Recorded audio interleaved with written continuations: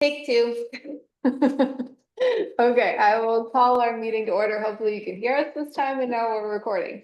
7:01. Welcome to our planning board meeting. First matter of agenda is any additions or deletions to the agenda? Hopefully not. Okay. Thing. All right, moving on. Privilege of the floor. So we do not have any public hearing tonight. If anyone would like to make any general comments, now would be the time to do so, and we will be diving into each of the agenda items and discussing as a board when we get to those items on the agenda. Does anyone from the public like to make any comments? No. Go ahead, Ted. Hiya. Sorry, I just came in. I'm all sweaty from stacking wood for the next winter, if we ever have one. I only had time just now to read the opening sentences of Greg's staff memo. And I got to say, the first thing I saw in there was putting house on the back acres, which is something I always appreciate. Keeps it out of sight. Makes for a nice rural looking neighborhood. But the next thing on there was crossing streams, building bridges and all sorts of stuff like that. And I encourage you to do a thorough review of the environmental impacts of that. And if it's my way to say it, the practicality of it. Thanks. Thanks, Ted. Anyone else? Okay. We will move on from privilege of the floor to approval of the minutes from August. Probably our shortest minutes ever. So if anyone wants to make a motion to approve the minutes. I will make a motion quickly Sounds and shortly. I'll second.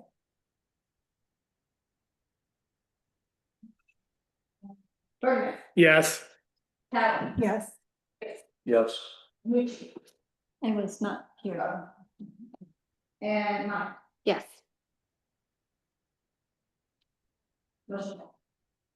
Okay, town board liaison report. Shall I call on Joel? Yeah. Okay. Joel. Yeah. Joel, do you mind giving a town board liaison report? I was afraid you might ask that because I'm totally unprepared to do it. You guys are passing the baton tonight. It's too loud. Let me know. I thought I'd turn it up. Yeah, I guess so, because I say I'm totally unprepared. Totally unprepared, am I? But and I gather Leslie's not there. She is, but she's not prepared either. Shall I Oh, sit? Should we have deleted it from the agenda? That's okay. Nothing's happening anyway. Nothing new. Nothing new, nothing to update. Okay. All right, well, we will call that the report then and move on to our development review. So first on our agenda is the 00, for lack of address at this point, Hornbrook Road parcel. Applicant under Whittam, but is also the Rise Up organization. I think there are a number of people here representing that team. So if anyone wants to give a general overview of the development plan as it stands at this time. Sure. Good evening, everyone, and members of the board. I want to thank you for giving us the opportunity to present the revised application for the residential building at 00 Hornbrook Road. My name is Crystal Ross. I'm a senior associate landscape architect at Whittam Planning and Design. With me this evening is my colleague, Mugdamal Reddy, with Whittam Planning. Additionally, on the line, we have Krista Nunez, who is the project owner with Cuba International. We have Alec Marigold with Marigold Architecture, who will be the project architect. Danby Harner with TG Miller as project civil engineer. And also on On the phone, we have Wendy Marsh with Hancock Law. She'll be the project attorney. So I'm going to hand it over to Mugda, who's going to share the presentation with you this evening, and then each of the members of the team will speak briefly about their expertise. Thank you. Okay. Do you want to limit their time? Can we maybe, I don't know how much you planned, but Very, very short overview of just the project. We know this is kind of a sketch plan, so we're keeping it very high level. Yep. Okay. So Mugda, Thank go you. ahead.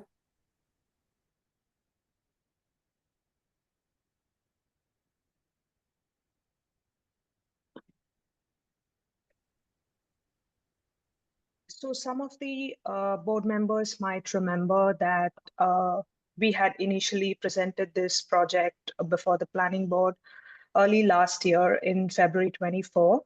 Following that meeting and the comments we received, the design team took a different approach as development towards the southern end of the parcel was not feasible as we had to accommodate the minimum requirements for septic system and considering the overlay zones.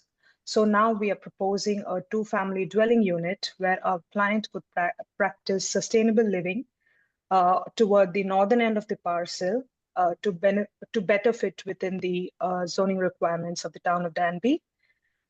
The site is situated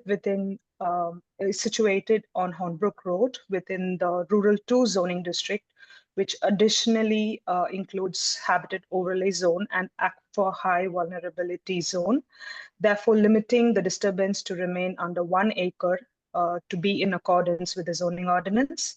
We are proposing a 2-family dwelling unit as our primary use and to have an accessory storage unit not to exceed 1,200 square feet and a total of 4 parking spaces, 2 for each unit. Being a 2-family dwelling unit, which is typically a type 2 action, we request confirmation from the town that the seeker process be exempt. However, if the governing agencies and the town deem that the seeker process is required, then the project team will certainly support this process. Moving forward, we would like our civil consultant to talk to the technical drawings here. Yes, hello, Danby with TG Miller. This is the existing condition plan of the site with all the overlay districts shown. Can be a little confusing at first, and we can kind of step through each one of these as we go through. But yeah, you can see here on the next plan, this shaded area is the proposed development area. We're showing less than 1 acre of disturbance here, and it's a new drive coming down off Hornbrook Road, crossing 3 creeks, and then coming back up on the north side to the home. And here's kind of a little bit more zoomed in version of the aquifer, high aquifer vulnerability overlay zone. The next sheet here, riparian disturbance. So we have both a 50-foot and 100-foot setback shown on the perennial and intermittent streams. So the drive is coming through some of those areas there. Here is the habitat overlay zone where we're trying to keep all the building and minimize our disturbance and impervious coverage in that area. And that driveway hatch there you can see is within that zone. And this is the 15% slopes. This was calculated both from LiDAR and then a detailed topographic survey of the site. So where we have the detailed survey, we overlaid a revised percent slopes to mimic more accurate than the LiDAR. And then we blended the two together. So this is a good representation of the areas with steep slopes. And you can see we're keeping most of the building outside of those steep slopes. I guess this is me. So hello again, Alexander Mergold. I'm the project architect on this one. So the idea behind it's a 2-family structure. It's essentially 2. Mugda, you can kind of flip through these things. please. So it's a two-family structure, and the idea is they're essentially two volumes, two A-frames connected with a shared block that has the entrance. And the idea essentially is that it's elevated off the ground, so we're trying to maintain a very light presence on the ground, also, help kind of navigate the slopes. So we're thinking of essentially piers, like we're showing helical piles here. And material-wise, it's wood siding and standing seam metal roofing. And again, the idea is that it's both the minimal impact on the ground, and also there's a kind of reference to sort of various agrarian structures in the area, and also the Haudenosaunee longhouses. So that's the kind of general inspiration. In tandem with the sustainable living practices, our client would like to go food produce on the site that is intended for the use of the residents and to be shared with their friends only. Unlike the learning farms in the town of Ithaca, where produce is used for educational and community purposes, the harvest that will be produced here will not be used for broader outreach and educational initiatives. The community engagement will strictly be restricted to the learning farms in the town of Ithaca, and this site will only function as a private residence for the Rise Up Associates. However, the client does intend to share aspects of the sustainable living practiced on site via off-site workshops and their website.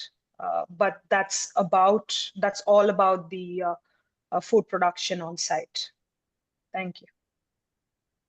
Thanks, Magda. And last but not least, we just wanted to allow the owner to introduce herself and just let you know a little bit about her. Crystal, could you speak a little bit more slowly, please? It's really fuzzy in here. Sure. I said, last but not least, I just wanted the owner to give her a chance to say hello to the board members. Good evening, everyone. Can everybody hear me? Yep.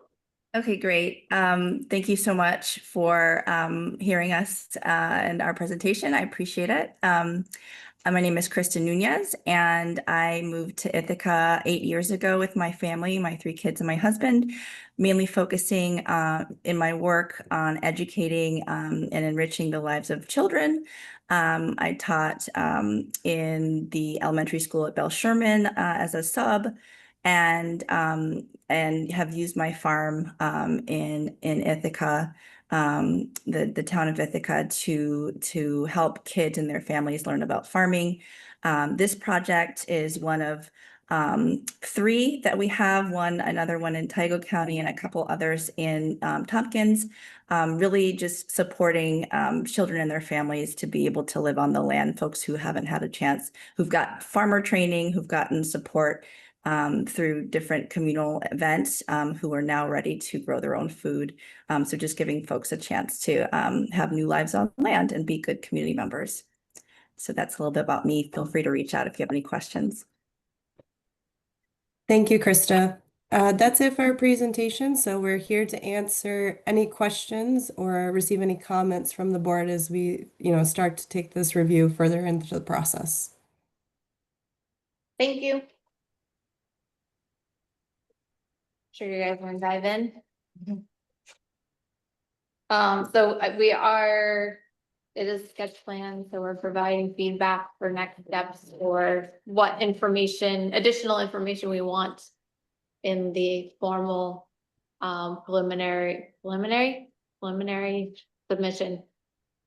And I know there's a lot of information in the packet to get through. Yes, and also it was shared with the planning board, like past applications, when this property was first subdivided and the comments there.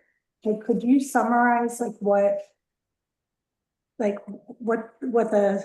that landed? Because there was a lot of talk then when they did the subdivision, it looked like about whether they were approving just the subdivision or the building. And in the end, I know, I just read it, but it, Yeah. someone else can. So.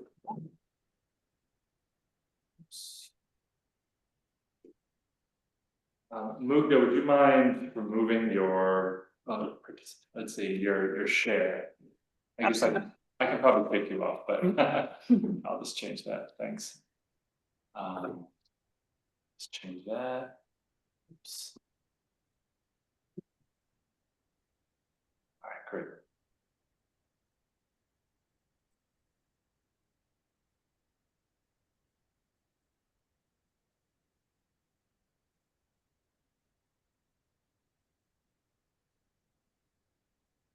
I'm So sorry, in- but I'm so sorry? please go ahead. Okay. So in 2021, this property was part of a larger parcel that extended south of Hornbrook Road. And as part of it, I sent the board some minutes from 2021. And as part of it, because it was a 3-lot subdivision, the board asked for, or was required to ask the applicant for a resource map of all the environmental features on site. There was a prospective buyer of this lot at that time, and so the board at the time was asking for them to show a home site and a septic system, which you can see in this area, the southwest corner. Now, the question is, was this approved as part of the plat as the only buildable site? The answer is no, it wasn't.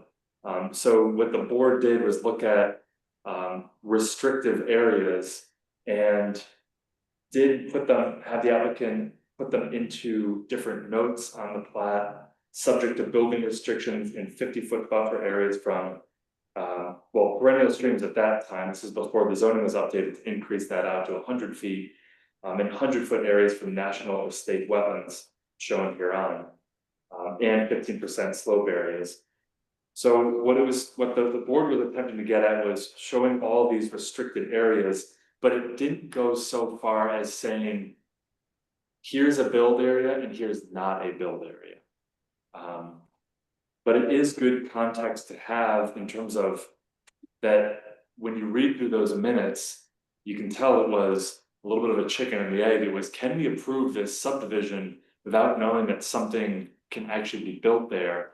And so the applicant was asked to provide all of these resource layers and to put down to show a house in a proposed septic system. And it seemed that that was satisfactory to the board at that time. By the time it got to final plat review, the board hadn't quite asked them to, I'm sorry, at the preliminary plat review, there was not a build or no build area. It was just showing areas that should be known on the plat. So here's the plat from that time.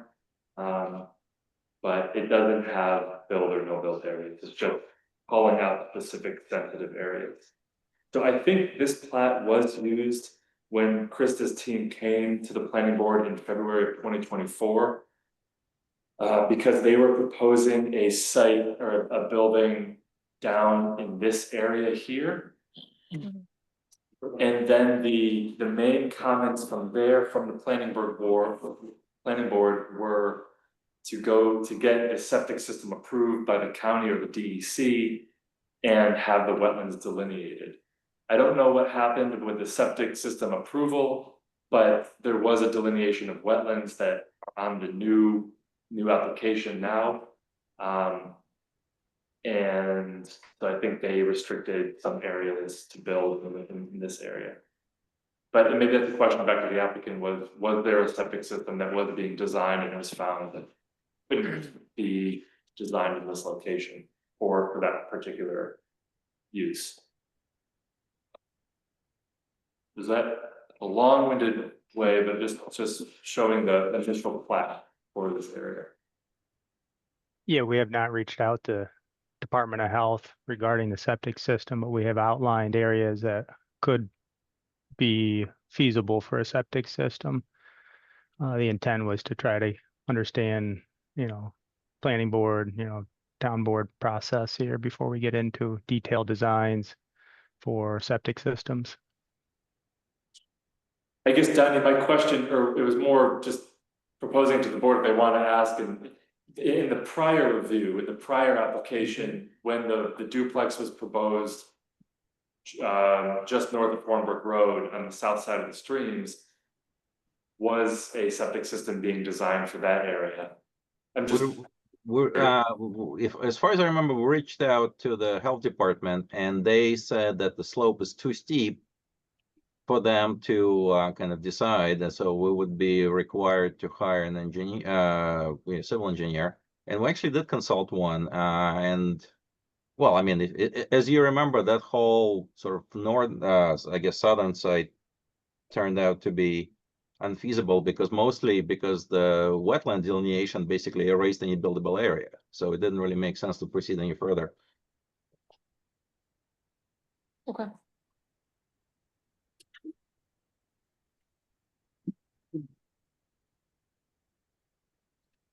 Where do you guys want to start? Oh, sorry, go ahead. I think your mission is wonderful. And thank you so much for all the very detailed engineering work. I would be very interested in seeing a more detailed plat of the actual fruit trees. What was fruit trees, berry bushes, and I would assume a fairly decent sized garden. And maybe some information on, are you gonna bring in soil for that? Are you gonna have raised beds? How's that all gonna work? And I don't know, I dredged up some trigonometry last night. You're gonna obviously need a buffer area around your trees and berry bushes and garden. To get the sun over the neighboring trees. I don't know how tall the trees nearby are.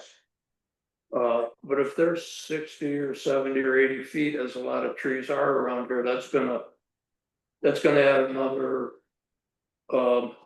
maybe 120 feet, 150 feet on the east and west at least. So it'd be really nice to see what plans you have for that. And again, I haven't had a chance to walk on it, but if there's a slope there, are you gonna terrace the garden? So all of that would be very helpful to know. Yeah. I mean, there's some pretty And significant. I guess I'm sorry, the last thing I was gonna say was I'm just wondering if you can fit all that in, plus the house on 1 acre and the buffer.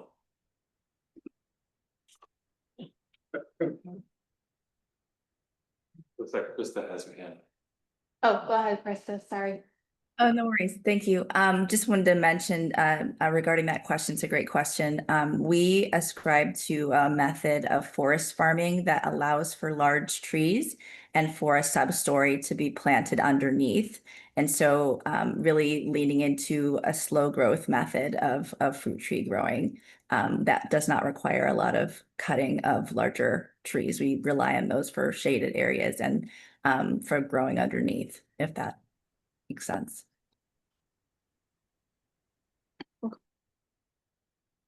My comment's still back to the septic. This is a big consideration for us as the board, and if it's not feasible, then like the first application was, it's like this is a lot of time invested in it. Well, I did call the health department and just asked them about the parcel. I didn't know that this was moved to a different location at the time, but they were just like, yeah, that parcel is really tough. I don't know that it can be done. Maybe, but it's like usually they're like, yeah, or whatever. Like that, just the maybe is. You need a septic and a well, and you need the buffer. Like there's so many considerations. And then my other thought, moving on from septics, is just how much ground disturbance will occur just to make this happen. You know, okay, we're going over 3 streams. And we were gonna, I understand there's some thoughtfulness here to make it as minimal as possible, but to put that in place, the disturbance is gonna be outside of this footprint that we're seeing, just to put it in, unless I'm misunderstanding construction, but I just, I don't know, and like with our weather conditions, like, you know, the way that these storms have been happening lately, I just can't imagine. It just seems like so much disturbance. Well, the footprint you're seeing on right now actually includes the kind of construction swing zones and stuff like that. Oh, that's helpful. So the pink red. Right, Yes. and as far as septic goes, like I said, we were in touch with them about the southern end, and they deemed it too steep. Mhm. The northern end is a lot less steep, and there's a lot more room there. So, I mean, we're happy, but it's a sort of chicken or the egg question. You know, should we waste their time until, you know, you give us the go ahead, right? So it's like who goes first here? I agree. I think that's a really important question about the septic, because if the septic won't work, then I don't know, all of this work, I don't, it's all for naught, maybe. I had a couple questions about the impact on the wetland, only because we said last time, right, that this is a really vulnerable site. And I appreciate that you limited disturbance much more than the last plan. But I do think this calls for a situation, right, where we use our most sensitive design. And yeah, the footprint is limited, but I think there's impacts to the wetland that have been shown, you know, through studies like subsurface compaction. And the loss of subsurface flow across that road now. I don't quite understand from the plans, the high water and how that relates to the road. So maybe you could talk about that a little bit. I think the culverts, yes, it's great that you've got culverts for the streams, but I think in projects that I've seen in the past, they've also had culverts for wildlife movement, like amphibians moving through beyond the road, because that's going to be a dam for them. They're not going to be able to do that. And then the other thing would be just surface flow. So not in the culverts, but just surface flow back and forth across that road area. And then salt. That's the other thing I was thinking about. Like if you're going to salt the driveway, I think that would be a big issue. You're not going to salt it. Okay, good. Yeah, I can speak a little bit towards that. With regards to your culverts, we have the 3 designed for Army Corps, which are pushing probably the 50 to 100-year design capacity. And these are going to be an open bottom culvert, which allows aquatic passage. And now it's either open bottom via, you know, it's an arch structure, or it's embedded, which would give you a natural stream bottom through those culverts. Some of the other plans there, we've shown kind of a profile of the road and how it goes down through the wetland. The intent is to keep the road similar grades to what's there now. So during high flows, you'll most likely see an event that comes up and over the driveway still. So you're not impeding those large flood events, but we're trying to maintain a reasonable access down through there for, you know, your standard emergency vehicles and daily traffic flows. With regards to your septic there, we've got zones outlined that are within, you know, less than your 15% slopes. We've gotten some boundaries shown both on the wells and so you can kind of see the 100-foot circle buffer from the proposed well. Yeah. And then we're keeping the septic outside that zone. And then we've got the 100-foot buffer shown there in the hatching as well for septic setbacks from your creeks. So within certain degree, we feel there, you know, you can get a septic and a well up here. I don't know if that spoke to all your questions or if you had something more I missed there. Sorry. How much space is on either side of the creek to allow like amphibian movement, if they don't want to be in the water, for example. Yeah, so the intent was to be 1.25 times wider than your ordinary high water. So your creek bottom and our culvert is going to be wider than the creek bottom, so that there wouldn't be any impact. So your flows going through the culvert are going to be such that they're not increased velocity, preventing aquatic movement up and down through the culvert crossings. And we've got, cross sections, and there's a full, Army Corps application process that we'll be going through, both Army Corps and DEC, to get approvals with this. So they're pretty stringent when they're looking at, crossing these sensitive areas. But the whole idea is, how can we minimize our footprint and still get a reliable access to the only really buildable portion on this lot. Speaking of other approvals, what is your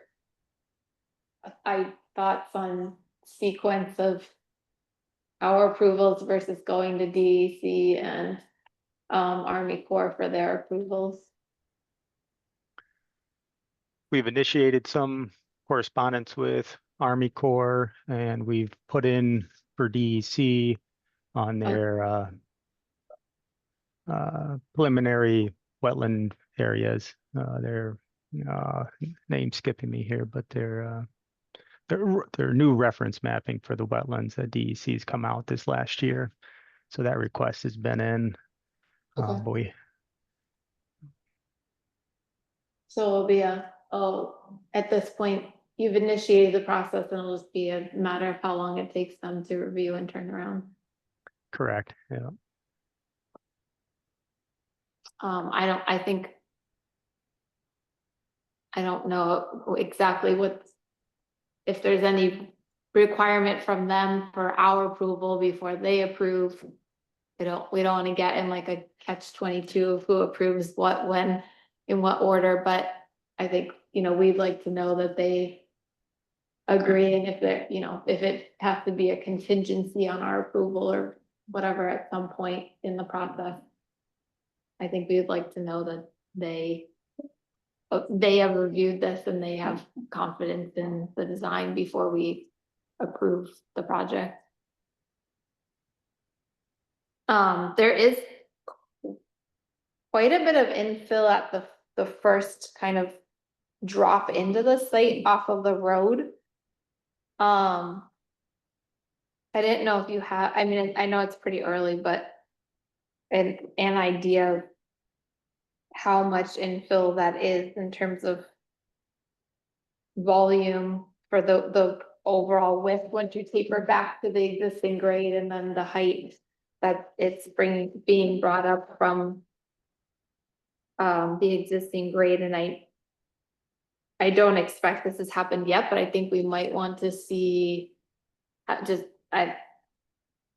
I don't know, it seemed very steep, and there's some kind of turns that I don't know if the fire chief needs to get involved at some point. Like, I don't know if you involve him when you're doing the actual building permit, but just in terms of if they have any concerns about access. Getting in and getting out. Yeah, Good. I mean, to get their feedback. One sort of related comment on that is why, this has been called out a number of times by the project team as a road. And I just think that if this is a duplex, why is it a road? And not just a private driveway. And why is it 20 feet wide? I mean, it's functioning as a road. And so when we're looking at minimizing impact here, why can't it be 12 feet wide? And there's, at a 500-foot distance, there's going to have to be some turnaround or pull off for a fire truck. But I don't understand why it needs to be 20 feet wide. Which maybe that is because you anticipated fire truck traffic, I don't know. Exactly. And we can work with the AHJ here, but my understanding is once you exceed a certain length, it triggers the 20-foot width. because we're so long. And it is a residential access drive. It's a fire apparatus access drive. So we need to build it, to withstand emergency vehicle. But we would love if we could reduce width from 20 feet down to 12 foot and maybe do a bump out where, if we feel like there's a pinch point where you would have two vehicles crossing at one point, let's find a spot, let's reduce our disturbance through that area.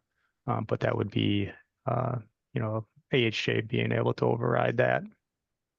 And with regards to slopes, we're really trying to keep it as, flat as possible. So this entrance coming down, we're pushing, I think, 11.5%, which is still, exceeding, I think, the 10%, is kind of your design realm requirements for fire apparatus. So there might be some give and take there as well. But you can steepen it up less than the infill, but it just gets treacherous in the winter. But those items we can work with back and forth, just understanding what would be allowed.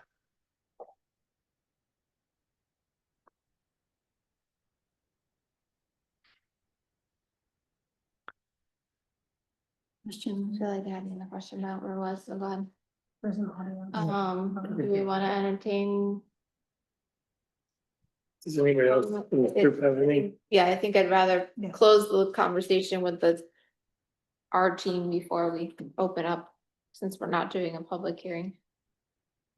I will say, I'm sure, because last time there was quite a few people from the community that came out and had concerns. Mhm. Again, because it's wetlands and for people that live in that neighborhood and stuff. I think there was a lot of concerns about what it might do for flooding and other issues and damaging the water, so. I'm sure that will happen again once, when it comes to a public hearing. Yeah. That's gonna be one of the things we're gonna have to keep in mind, and they'll have to keep in mind too, is that there was some definitely pushback. Yeah, I think the most expert feedback we can get, the better. Yeah. And I know like CAC has been brought up. I'm not sure who the other experts are other than DEC and Army Corps, but I think, getting feedback on what the impact really means, because I by no means am an expert in designing in a wetland, even though I'm a designer. I just generally avoid them. But yeah, so I don't know if you have recommendations that we could Yeah, put forward. I don't have a recommendation for a specific consultant by any means, but so at the very least, the Conservation Advisory Council is required to look at this. They don't have any approval authority whatsoever. It's still the planning board, but they're an advisory arm of the town board. And the town board, I think last year, passed a resolution that just required them to be more involved in development review.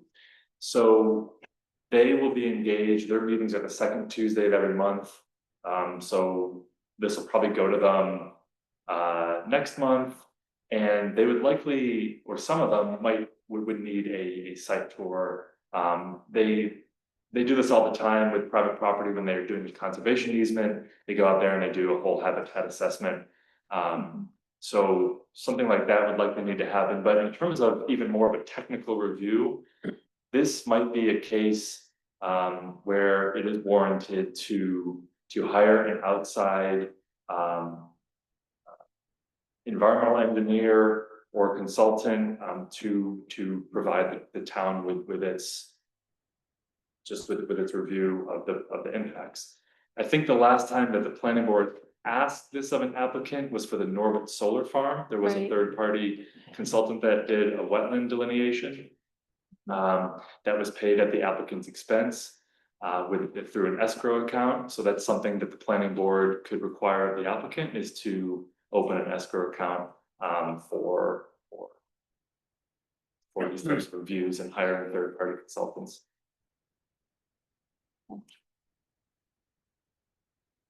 I mean, I think it would be important for us to hear from the DEC, or for them to talk to the DEC and the Army Corps before we know if that's important. If it's warranted, yeah.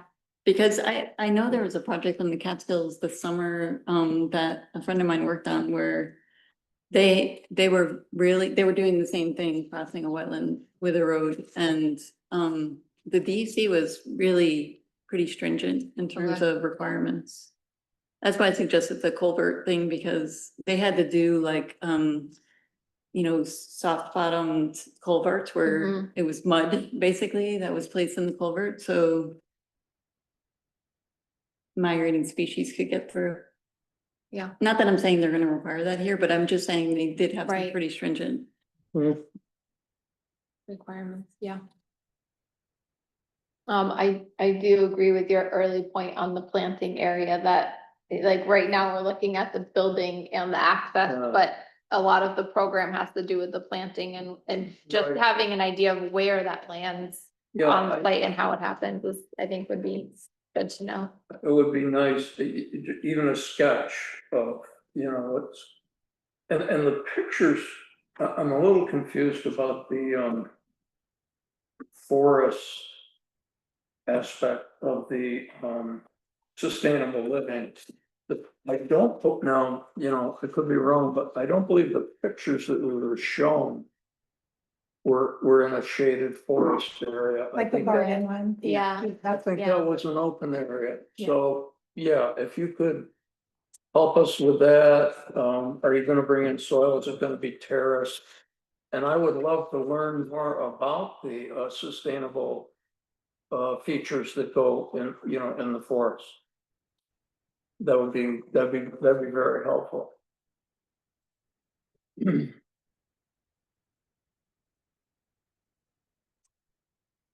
Are there, I don't see anything on the plans, I'm assuming not, that you're not doing any, like, ground source heating, cooling, or anything to that effect for the actual building construction.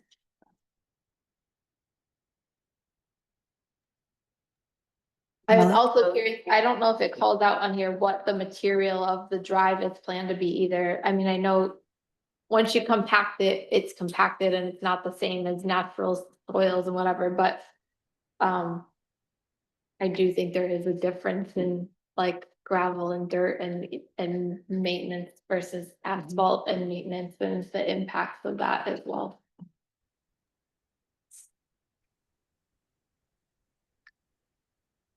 Yeah, the driveway would be gravel surface is proposed right now.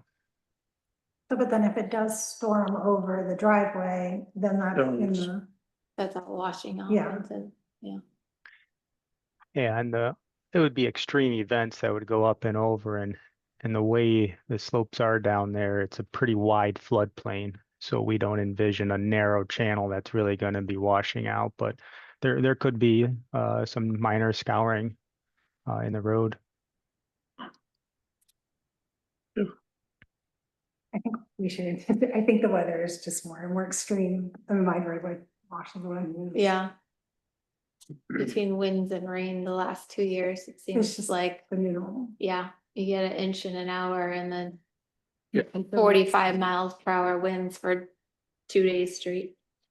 That area is always flooded too. I mean, there was a flood this past spring. It seemed that maybe some people are really unfamiliar with the site and how the hydrology works on the site, because the flooding backed up to the corner of Nelson and Hornbrook this past year. The site was completely, I mean, to the banks, it was topping at the upper banks. Yeah, within the road. It would be completely underwater. What's proposed, if that event happened again, which it will, that happens every year. I do want to point, while we're talking about that, just to kind of bring it back to the comprehensive plan.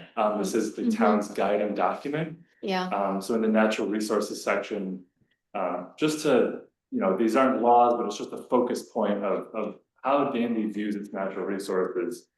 Objective B1.4 is protect water resources from sedimentation, runoff from erosion, drainage, contamination, and flooding. Strategies, there are 2 strategies that relate here to development proposals just in general. One is to enhance the study of drainage, runoff, and water use in the review of development applications and required drainage planning for improvements and erosion and sedimentation control as needed. I think the planning board is encouraged in this case to look into that. And then two, it's prohibit or discourage development on erosion prone steep slopes. So just understanding, I think more about the erodibility of those. There are many steep slopes on site that are proposed to be impacted. And then also just about maybe a drainage study, is warranted in this case. Makes sense. And I think, just moving into these overlay zones, we're talking about the comprehensive plan and how that's translated into law and regulation. And the town went through, it was before I got here, but went through a major zoning update. And in part was adding these overlay zone districts, the riparian buffer overlay, the habitat corridor overlay. The aquifer overlay was added before, but that's also part of this too. They're there for a reason. Nothing says it prohibits development, but it really sets the bar very high for it. And something very specific in the riparian buffer overlay that I called out in the staff memo is that the planning board has discretion to grant a waiver for a driveway crossing a perennial stream. So I think going back to Jamie's point about just we need more evidence, we need more input, that I think whether granting a waiver or not granting the waiver is going to have to be backed up by a lot of information. But just know that there is that is a key component here. We haven't had to explore crossing a perennial stream yet, at least in my time here with the board. But this is one, and the zoning law is pretty clear that it is not allowed within 100 feet. No development is allowed within 100 feet of perennial streams in this zone district, except if the planning board grants a waiver for the shortest crossing feasible. And this is considered 3 streams, right? One's an intermittent. Okay. It's, to me, it's a little confusing. What's the It's water? more I want one that has like blue to show me like where the water. You can highlight it for you. Yeah.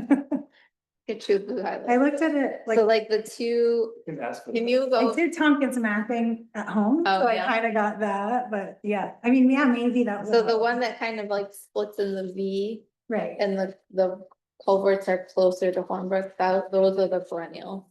And then the other one is the intermittent. okay. Which my understanding, which I haven't. I don't remember if I went on site last time, because I came in the middle of the previous Yeah, subdivision process was when I started on the board. But I gather from what I've heard that whole area between the two splits of the perennial stream is frequently wet all the time. yes. It's wetland, Yeah, so it's, yeah, It's the whole wetland. thing is wetland, so, and it And deep. floods right, constantly. yeah, This would get washed out. this week. Is that what you said? I mean, It's like, it hasn't rained in like 10 days. So would there be a culvert in that spot also? there are 3 culverts Yeah. proposed. There are 3 branches of the perennial stream. Okay, but the area So the actual- between the streams, It's wet. just driveway. so you'd have to put an impervious driveway or Yeah, quite, okay. Yeah, Yeah. you're basically culverting the area that's Yeah, flowing, yeah, but the rest of Yeah. the area is still wet. I'm still. But it's confused. just like an arc, Yeah, and the stream Oh, flows okay. normally. Yeah. I just feel like I'm still confused about how they'd fit it all within I'm the pain. with you Because there. anytime I see construction happen, the whole lawn's trashed and then they come back and seed it because that's how much space it takes to like set your materials down and build up and You'd have to grade it all from the driveway. you just. right? I mean, that's what I was thinking too, you'd have to like come in and dump it and then pull out and then grade it and then come in and dump it. It just And be then pull out proper and grade, too. yeah. Yeah. I mean, the last contour on this steep part right by off the Hornbrook is. Yeah. Right at the limit of disturbance. Yeah. Oh, Greg, can a site visit be arranged? How would Or we is get it too early? for We'd that? have to cut through the neighbors. There's not a way to act, I mean, we'd have to put our like wellies on or something. We need like, what are the fly fish? I mean, it's wet. It's Yeah. wet the whole way until High you get. waters or whatever they're called. Yeah. That's the way that it would be accessed is from Hornbrook, just going down there. I mean, especially this time of year, it hasn't rained in a while, so it's probably Yeah, the my driest hope's point of the right. year that we're gonna get. Yeah, it would be good to arrange. We technically have to make it a meeting if we all go, right? So we Right. have to arrange for an on-site meeting to all go out there Yeah, we could. post it, simultaneously. post it Yeah, on just, yeah, we Facebook, just have to make it a publish it. Public meeting, but, Yeah. We did that for the solar farm too. whether that's, we could talk about that too, in terms of coordinating that with the CAC, whether it's just planning board does one site Right. tour and CAC does one, or it's just one larger one. It's be one larger one. Yeah. Is that I like the idea of doing that one? Yeah, there's some, I mean, the folks in the CAC just have, they're ecologists. botanists. Would they be trying to do it before their meeting or after their I meeting? don't think so, I don't, After. it would be. Like maybe late about- October, maybe. Before Yeah, the maybe, rain. yeah, Okay. I think that's a good, time frame to shoot for, like, yeah, Right. yeah, late October. Do we have anything? Should I allow him to, he's been very patient. I haven't been, I know you're there. Do you like to make your comment or question or? You gotta come up. Yeah, you gotta come up here They so won't they be can able to hear hear you. Sorry. So, where's that? This is it? Oh, no, right here, Okay. the big this. So I think we're focusing too much on the streams. That's not the only thing that makes that area a wetland. And it also says after January 1st, 2025, the DEC no longer just recognizes what is laid out as a wetland, registered. Anything that meets the criteria of a wetland is now has to be considered a wetland until proven otherwise. So that's not just 3 streams that we have to cross, but for flood, overflow. I said, you're struggling with coming down the banks, given their grade. Well, we are in New York and you're gonna have to salt your driveway for safety purposes, whether it's for you or first responders. I don't see anywhere that there's no way to get around, one, not having a driveway flood out. Where do the spoils go from a driveway? If it's just stone that now erodes into a stream that can carry it to neighboring properties. In fact, I don't really know, I'm not an engineer, but there's multiple layers here that doesn't make sense to put the cart in front of the horse before you look at your septic and your water runoff and your well. There's nothing here that says you should go any farther until we can prove that we can even put that in place ahead of any environmental impact surveys at a multitude of levels. I saw TG Miller was there as far as a engineer program, but DEC recognizes the Army Corps and they have to, according to their website anyways, after January 21st or 1st, 2025, have to be directly involved before you can build on any wetland in New York State. So as far as if we can grant it as a town before the state does, I don't know if that supersedes the Army Corps. Yeah, I mean, I think our approach is ideally we have approval letters from DEC Right. and Army Corps before we approve and. I would hate to see, Yeah. like, it's a great idea, but I just don't know if it's like the most opportunistic spot, no matter how much money you try and throw at it. I drive by that road every single day and those trees are enormous in there. Like I said, I don't, whether it's slow growth, whatever trees you're putting in, that makes sense, but it's not sensible for what it is. I don't, like I said, it's personal preference, but I don't know how you can even make a judgment that that's like, this is opportunistic for what you want for your program and for any educational purposes you're trying to implement, because it doesn't seem feasible on almost every level that we've looked at so far.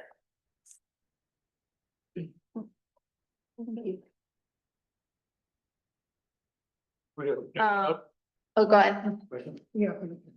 So I have a, Yeah, just the quick I have a conclusion. couple of questions. So, one is, this gentleman talked about, you're $1 million deep before you get across 3 streams. So I don't know if that is where your budget is there. I also have questions on, the 2-family dwelling. I'm not sure I buy that. You're gonna spend millions of dollars for a 2-family dwelling, and disturb a wetland when there's other property in the area that's for sale that seems much more feasible and less impactful to the environmental impact that this is gonna have. I do have a little history with that property. I worked that farm that was right neighboring, that was pastured, and we picked pastures every spring because the floods would tear them out. And had fixed pasture in there, or fixed fence in there before we could let the cows out. So really concerned about the wetland impact. I also feel that in order to put a septic system there, I do know enough about that you're gonna have to bring in an enormous amount of filling to put a septic in there. You can't put a septic on a side hill, and you can't put it in the flat because it's wetland. So, as much as I like the idea of the sustainable living and things like that, I think there's a lot of question there. Not sure I buy there's gonna be just a 2-person. How many people in those families? Are we a two-family home with 30 people in each family, or are we 5 people in each family? So 150 gallons a day is what the rule is for a septic system per person. So it's actually 75, they figure 75 gallons a day per person, but you have to have capacity for 150 gallons a day for a situation where your septic backs up, where you have a heavy rain, where you're not draining out and stuff like that. So you're gonna have to have a pretty enormous septic system in there. And in order to dry that out, I can tell you, if you go during the regular part of the year, that I'd say 9 months a year, as you were talking about boots on, you're gonna have to dig down probably, I'm guessing 6 to 8 feet to get to hard ground before you get to hard pan. And then you have to build that back up. So you have a 20-foot roadway, you're gonna dig 6 to 8 feet down, and then you gotta have spillways on both sides. So it's not just a 20-foot roadway, you gotta have ditches on each side, which is gonna take up an additional 20 feet. So you're gonna make a heck of a swath to pretty recognizable section of wetland there. So, and then the other question is like the water. You don't know if you have enough water there to sustain a 2-family home. You don't know if the wells in that area go anywhere between 100 feet and some of them close to 400 feet. You get into sulfur, you get into different things that you can, so you're probably gonna have to have a holding tank if you have a large amount of people there, if you're gonna have assemblies there. And if you plan on sprinkling that, I don't know if that's in the design or not. If you have sprinklers, you're gonna have to, if you're not on municipal water, you have to put a watershed in for that. So you basically have to develop a pond, be able to draw the water out. So, and that is where the fire department would have to be involved and stuff like that. So you have an uphill climb there. Like I said, I love the idea. It's great. Hate to see you spend millions of dollars and, you're gonna spend a lot of money before you get a piece of lumber bought. And the state's pretty strict on that. So, and from a sustainability standpoint, as a wetland, we try to protect our wetlands. And there used to be ducks and wood ducks and things down in there in the springtime when the water was high. They'd mate and breed down there and stuff like that. So, and I'm not sure if that's considered a trout stream or not. It's not, but I'll see. Okay. So trout streams. You're off the table, right? Yeah.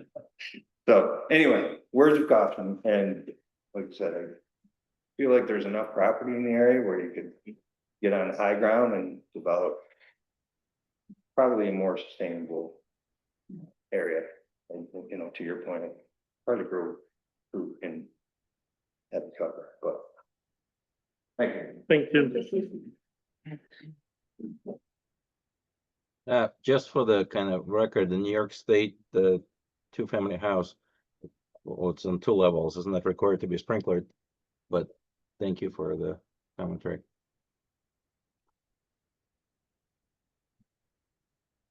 And by the way, the floor plan shows 2 bedrooms in each, so. Yes.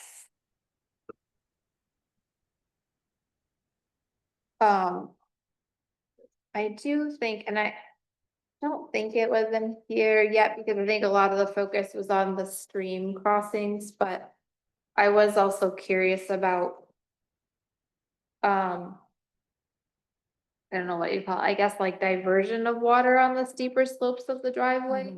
And like even on park trails, and my a family member has a house on a lake in New Jersey where the driveway drops right in, like some of the ones on Cuba Lake do, where and it has like 4 trench drains across it to catch the water, so you're not washing the whole driveway out. So I think in terms of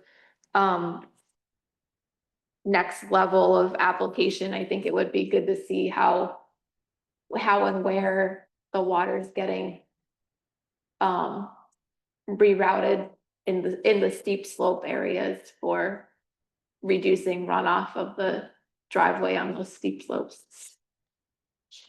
Like, can we say they have to jump through those hoops before we go through this process? Or go through what process? Like Even just and reviewing the application, I mean, it just seems, it seems over our heads in the sense that there are higher authorities than the town of Danby. That, you know, that the DEC needs to, and the Army Corps. And even just Tompkins County, you know, Health Department. Can we just say before you come back, get those approvals? I understand their logic of not wanting to, but I just, it's like, is this even feasible? Is my question. The town, the planning board can absolutely just ask to just wait to see this until DEC, Army Corps, Health Department, they've all given the okay. Cause they would know better whether it's gonna work or not than we would. I mean, that's what they do. So- yeah, I mean, we can be here to decide on, you know, if we think it's a viable project in terms of protecting the resources that are defined in our zoning and comprehensive plan. So like that's where we could weigh in, but we also, to make some of that decision, I think we want to know what some of the review is of some of these more technical components to make that decision. We do know it butts against our comprehensive plan. Yeah. I mean, I remember when David was explaining as the zoning was changing and watching it, like that was the critical area, like that section of Hornbrook Road was being like highly critical to what we were trying to protect. So hence the fact we have 4 pages of different disturbance zone maps for all the different impacts that it has. But yeah. But again, I personally think the town of Danby welcomes this type of project and vision. Just yeah, it's at a conflict with what we're trying to protect, though. Yeah. Yeah, the idea of a duplex and even, you know, some of the grander scale missions of the organization are definitely in line with what we would love to see for development. It's just this site is very complicated and trying to encourage that development here. I think it also sets a precedent for next time we have a project in a very vulnerable site like this. Yeah. Yeah, that's a good point. I can't pretend to know enough to feel confident that, you know, I can make the right call. I agree with that too. Okay. So this is Wendy. I've been listening and taking notes as to what you're going through. So it sounds like what you would like is for the team to engage with DEC and the Corps of Engineers and the septic, so that coming back to this board with the confirmation from those other agencies that the project will work. So that's what I guess I'm taking away from this discussion, that we should focus on that and then come back with those, you know, conceptual approvals to proceed through the process with the town. I think so. Yes. And I mean, we could put it in front of in front of CAC, or I don't know if they, like, they have a, And it goes. yeah. It- I just didn't know if they would have a different perspective. But at the same time, then they're, you know, if it can't get improved through the other state channels, then they would be wasting their time also. Yeah, I mean, so conceivably, so if, let's just, you know, or let's say hypothetically, if DEC and Army Corps issue issue a permit and the health department issues an approval for that, then it's back in the town planning, you know, planning its court for just still deciding if a waiver can be granted. Right. One, there's a secret component too. Yes, type, you know, duplex is type 2, it's Type exempt. 2, yep. But seeker is discretionary for whoever the lead agency.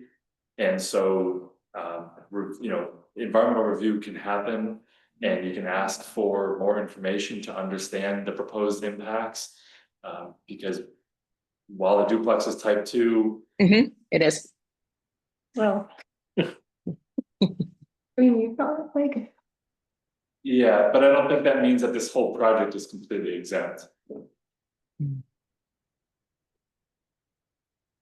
Well, it sounds like, I think we'll come back with the team and, you know, listen to these comments. Certainly don't want to speak for everybody, including the owner, but I think I'm hearing that you would like it to go further with the other components before coming back to the town to proceed with this approval.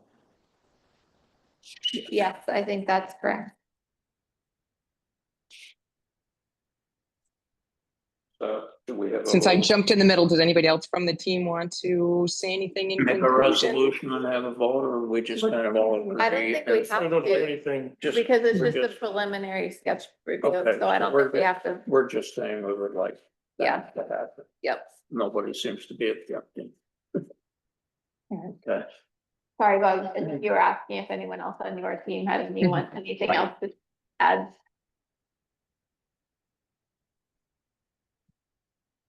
No? Okay, Great. well, thank you for the presentation.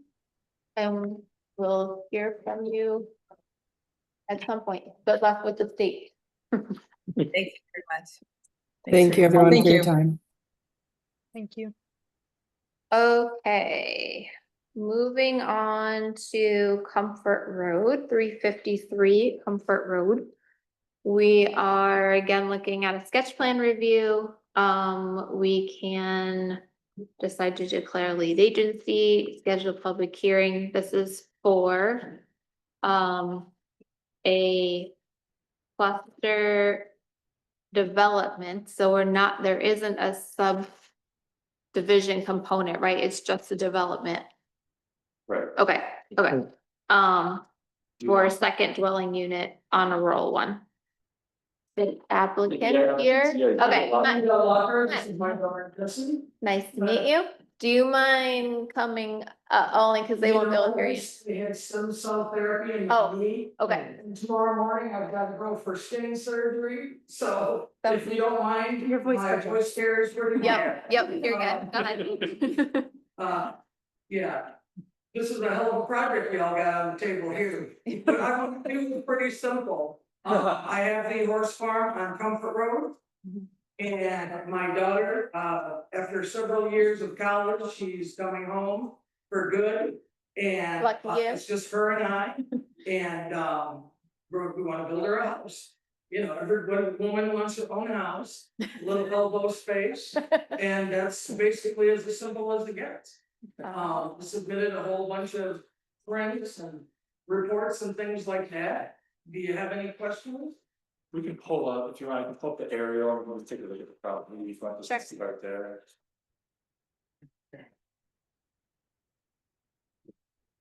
So. The Udis property, it's right across the street from Stork Enterprises. And it's an 88-acre parcel. I zoomed out, I got a little different, but. I can zoom back in here. This is a new, Poundstry, yeah, all right, here we go. So this is Comfort, this is where Comfort comes into Jersey Hill Road. For those of you who remember, we just reviewed Jake's proposal up here. This is where Jake's house is up here. And so Yuta owns all this land here, and then the parcel we're looking at is across the street here. And we can go to her actual application, but while we're sort of looking at the aerial, the proposal is to, so this is her house right here. And really the front part of the property is used for equestrian purposes. She has a number of different barns and riding areas. This image is a little bit outdated, but looks like this is all fenced in area here that is used. I don't want to speak totally for you, Yuta. I just know that she took me on a site tour the other week out here. And the house proposed would be right here on the edge of this field. Right here, there is an existing driveway that goes all the way back. And we actually went down here, it goes down to Buttermilk Creek down in the back here. An old homestead site too is even back here, which is pretty unique. Anyway, but so this is a rural one zoning. The zone district allows 1 unit per property. However, in the last zoning rewrite, there was that new Article 15 that everyone, we went round and round on last time, that allows for an owner of property, especially with large property, to cluster their development rights. And what Yuta is asking for here is to just use, it's an 88-acre property, divide that by 10, 8.8, but she just wants to use just 2 of those, just to 2 dwelling units, 1 existing being her house, and the other being her daughter's.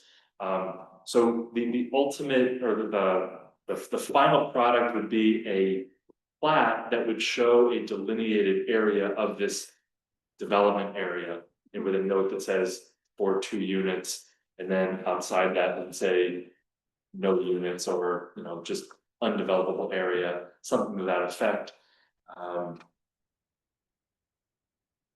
While I'm here on the aerial, are there any kind of questions? We can also just then jump, because you got a survey pretty quickly. We can look at that too. I mean, it looks pretty cut and dry. If there's already that driveway there and stuff, so that's not gonna be interrupting anything. It's got plenty of land. So there won't be any subdivision. Right. But wouldn't she still have 6 credits? Yeah. Okay. Which she could, you could in a future time, let's say down the road, her and her daughter think, let's have maybe 1 more unit for another family member.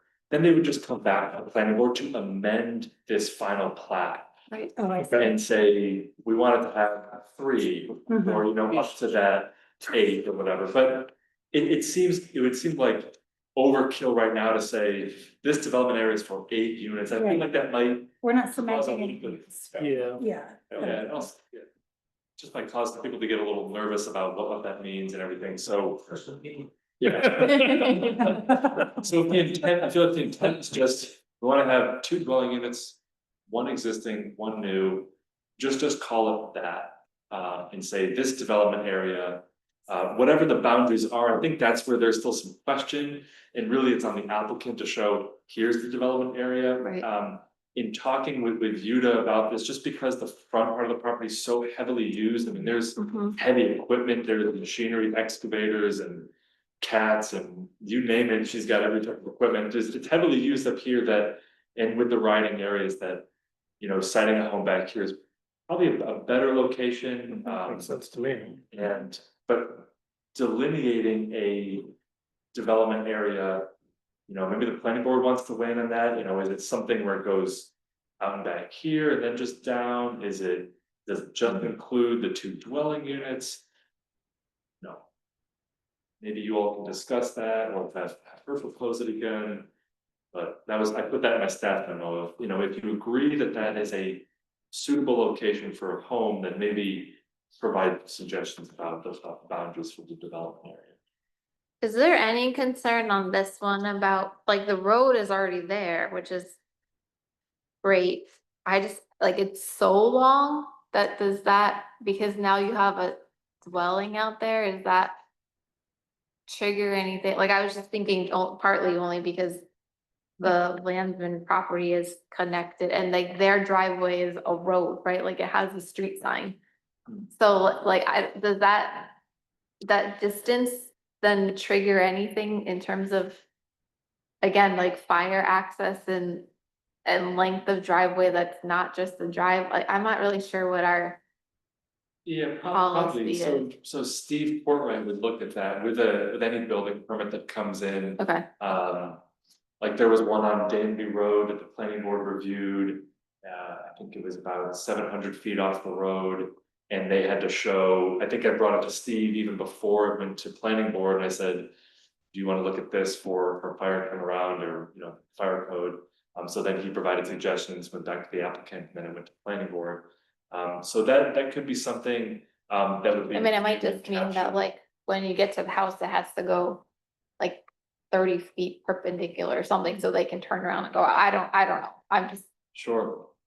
Excuse me, I would like to add. Yeah. That one of the ponds, years ago, I put a fire hydrant on that. And fire people constantly come and fill up their trucks. I got a hydrant. All right, So clearly they can turn around too, if they can go fill up. well, yeah, Space. yeah, Everything is mowed and maintained yeah. by my daughter and myself, by the way. Those heavy equipment, yours truly is out there. Good job. Yes, sir. I call it my big sandbox and good toys. Can I come over? That's therapy and camp, all in the way. I think that's a good comment, Kelly. At least it could be, that could be a comment at least, at the very least noted on, there's like condition of approval, something that Steve would see, but I think he would see that anyway, as part of the building permit review. Seeing a house being sited that far back, he would make sure that it's gonna meet fire code. And do we have to see a building's footprint for it because of rural one or no? Forget what I'm sorry, it's been a long day. So let me go to what was shown. What was submitted.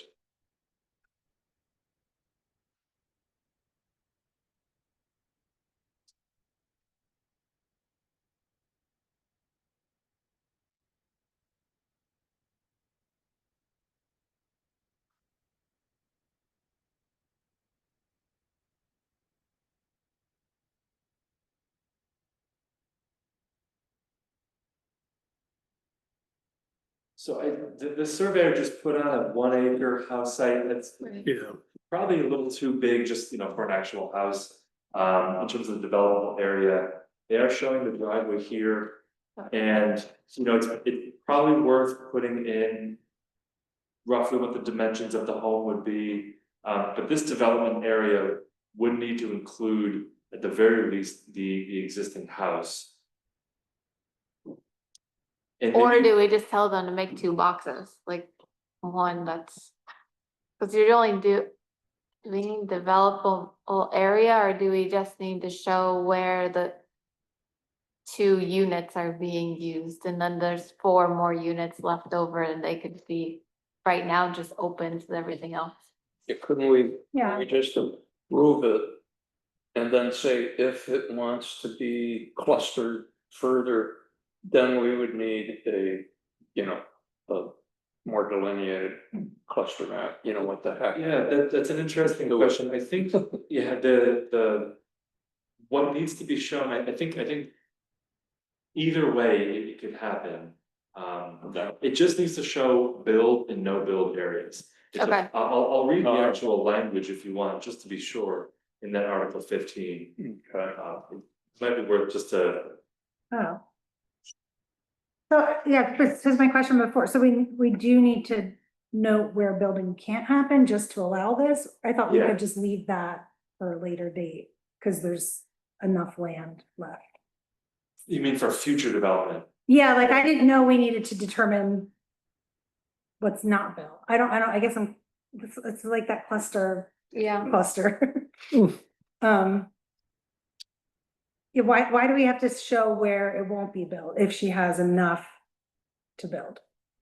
Like, Wait, what's the question? okay, since she has 80 acres and she's not using her full development rights, today, why do we even need to distinguish where she isn't building? Like, how come it's not enough to just show where the building will be? Am I saying this weird? Yeah, well, No, let me that's not what just read this, let me just read this to see Yeah. if anything, maybe there's like a light bulb here. Because again, this was a new article that was put in the zoning law. It was intended to be tied to a transfer of development rights program. Right. The town, but from what I understand, the town never moved forward with that because they would have had to do a generic environmental impact statement, which would have taken a long time, and I think the zoning, so, but this article's there, and it was blessed by the attorney, and so what it allows is that applicants may use the cluster subdivision process in order to cluster development rights within a single parcel or building, in addition to the right to use the cluster subdivision process to create new parcels. Use of the cluster subdivision process to approve a plat that enables development rights to be concentrated on a single parcel rather than in multiple parcels will result in the adoption and filing of a final plat for that parcel that must show build and no build areas and the future provision of any development rights related to the parent parcel. So All right, wait, I gotta yeah. way out. Then we'll do that and we'll say, but we reserve the right to change it in the future. Well, If they- something. They would have to. So we've addressed the letter of the law Yeah, and that's what then, you're saying. and then, By what yeah. you mean, I mean, the. Planning board. An applicant can always, not even just with this new provision in the zoning law, but if there's a condition on a plat. And somebody can always, if they're the owner of that, well, original Mhm. parent parcel. They can apply to amend that plat. Okay. So. You know, I don't think this will. So it's kind of a formality, just we have to do a build, no build, but it can be, it's not. Chisel and stone. I mean, it shouldn't, I would say that it should, I don't think the planning board should view it as, oh, this is. Moldable and it can just be tossed out the window in the future. I think we should go in with, let's think about this with intent and of where, you know, there's clearly a lot of. Development that has happened on the property at the front for question operations. And so I think it might just be a matter of encircling all that area. Yeah, And then including this new house site and just calling that's the build area. yeah. And then you just put the note of no build area out remaining. And then if the owner says in the future, you know what, actually, I'm thinking, you know. That I wanna add something else, you know, in this area that's considered no build. It would be coming back to the planning board and just taking a look at that again and thinking.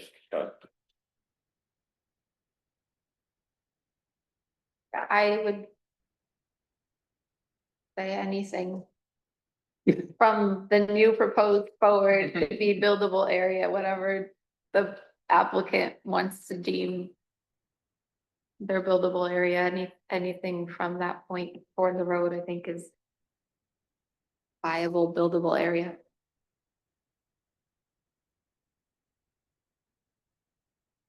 There, agreement on that? Yes.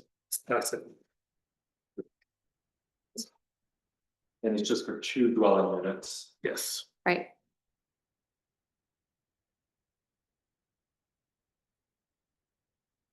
And I guess equestrian, and then there's barns, like there's equestrian buildings. Agricultural. Building, whatever. Our definition terminology is.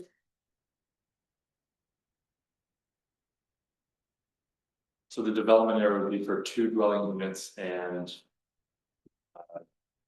Agricultural or equestrian. Buildings. Yeah. How did that sound? Did it say, was there anything else on there in terms of the actual structure, sorry, beyond the buildable and no buildable area, or just buildable and non-buildable? Yeah, just build and not Okay, build. okay. Yeah. I mean, generally, we like to see where the septic and the well are, but I don't know if we need to go that far, cause it's, There's a little bit of room for it. There's room. yeah. And there are no like the closest neighboring development looks like it's like just off, just at the edge of the cropped page, the cropped view On Jersey to the Road. bot, yeah. Yeah, across the line.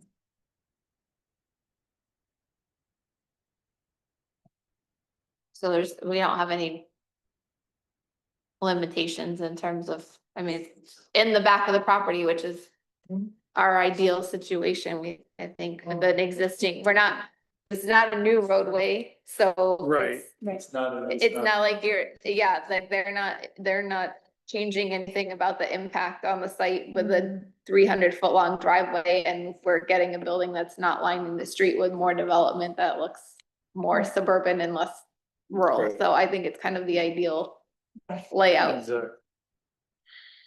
If anyone does, if we don't have anything else, shall we do A motion. a motion for our lead agency? I'll make the motion. I'll second it.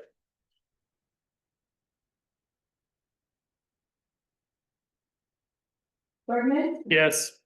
Helen? Yes. Davis, Yes. Nucci, Yes. and Maya. Yes. Motion approved.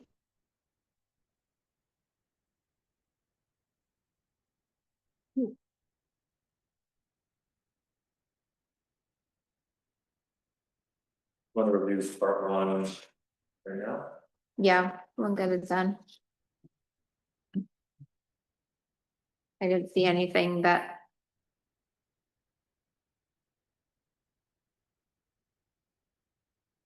That's questionable. Might be worth in the brief description of the proposed action, now that we're looking at is that adding a second dwelling unit is one thing, but it's really the cluster development area that is triggering or making it Oh, be an right. unlisted action, so I think we would just add that in here. Okay.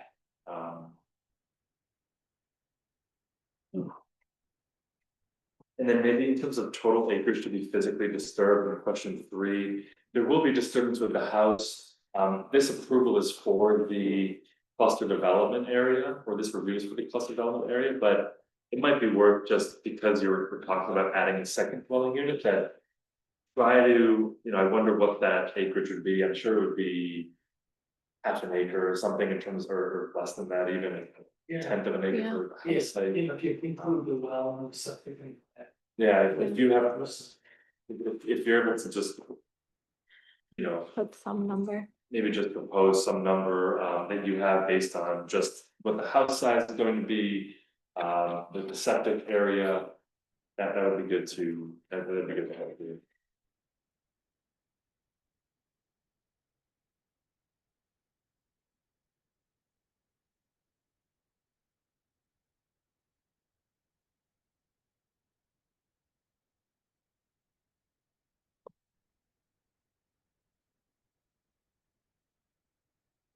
Anything else, planning board members that come to the meeting of this?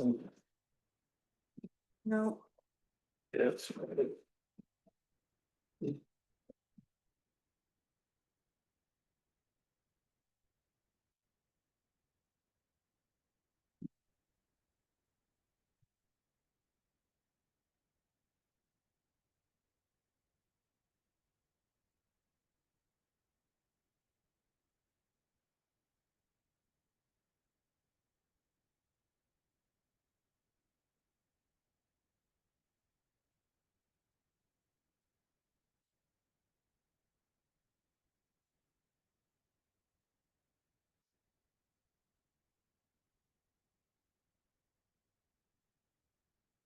You frozen? Oh, You're closing it, okay.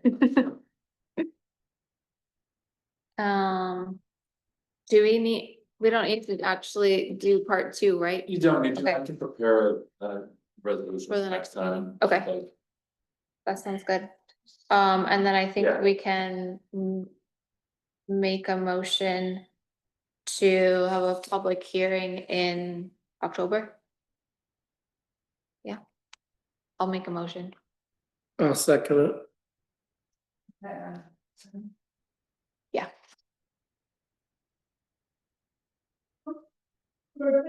Yes. Helen? Yes. Yes. Yes. Am I? Yes. Okay.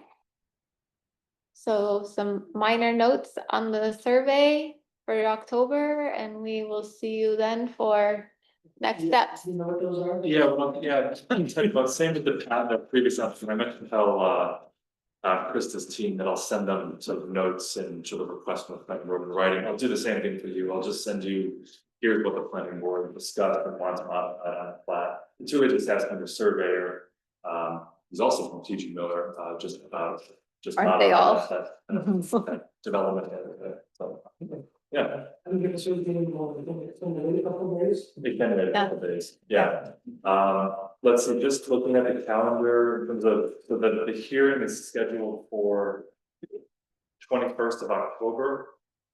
And I usually need everything 3 weeks before then, so September 30th. So we've got about 14 days if you can, we can sort of meet before then. Well, you know, Okay, as long as I can see, you know, first, if you go up, I can see, I can do the work. yeah, great. That's what your daughter's for, right? Yeah. I said that's what your daughter is for, right? I'll just add it. Okay, so I should give the October 21st meeting. Yes, yeah. Yep. And that is just to go off and put it. I'll write everything in an email to you, so you'll have it, you'll have what was submitted and by when and. Yeah. I don't know. What is the question?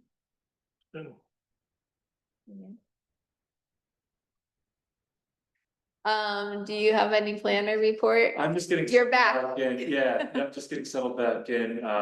Thanks for, being without me, for a month, and so. Yeah, maybe I'll have one more update next month, but we're. No baby update? Oh, yeah, baby boy, his name is Lyndon, he's doing just fine at home and his stuff, and his sister is loving being a big sister. Thanks.